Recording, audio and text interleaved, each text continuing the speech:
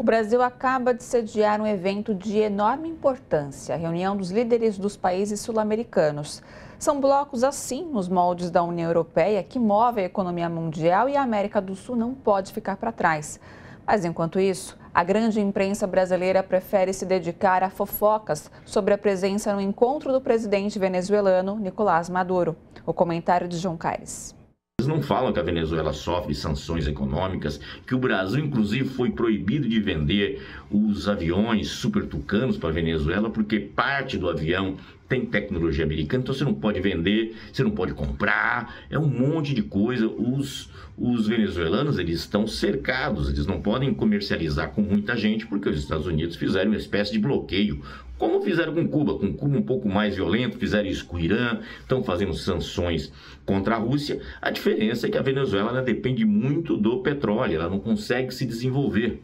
E porque não tem uma indústria forte, assim como o Brasil tem, já teve mais, como o Irã, como a própria Rússia. Então eles estão passando necessidades e por isso que o Lula disse que as sanções econômicas são pior que guerra, porque atinge a população. Qual é o objetivo dos Estados Unidos fazer isso? Fazer com que a população se revolte com o governo de plantão.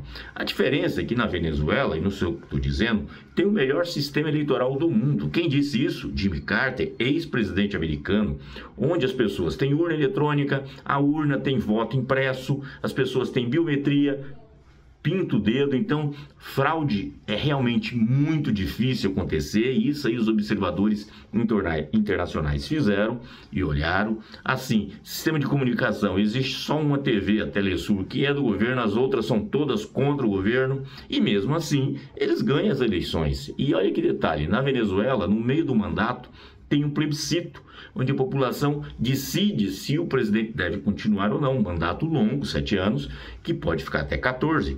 Aí, pessoal, 14 anos no poder. Pois é, na Europa são 16. Angela Merkel acabou de sair como primeira-ministro da Alemanha depois de 16 anos, ou seja, lá na Europa pode ficar 16 anos, na Venezuela não pode. Aí fala de ditadores.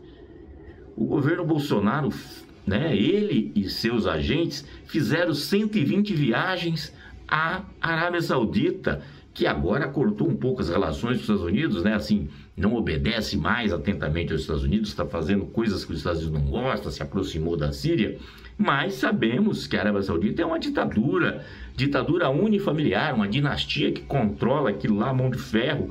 Soubemos do jornalista que foi decapitado, foi cortado em partes, amando da família dona lá do Império Saudita, mas é super aliada dos Estados Unidos, amicíssima.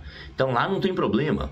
Ou, por exemplo, vamos falar do modelo chinês, que tem gente que fala que é ditadura, mas ninguém vai romper as relações com a China, nem os Estados Unidos, todo mundo depende. E a China fez o modelo deles, os chineses gostam, e fez muito bem para a China. 700 milhões de pessoas saíram da miséria, eles urbanizaram o país e hoje é a segunda economia do mundo.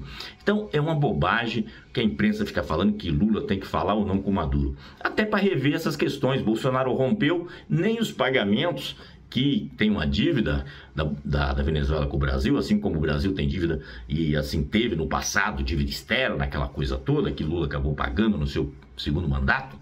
E, na verdade, eles ficam discutindo se o Lula tem que falar com esse ou com aquele presidente.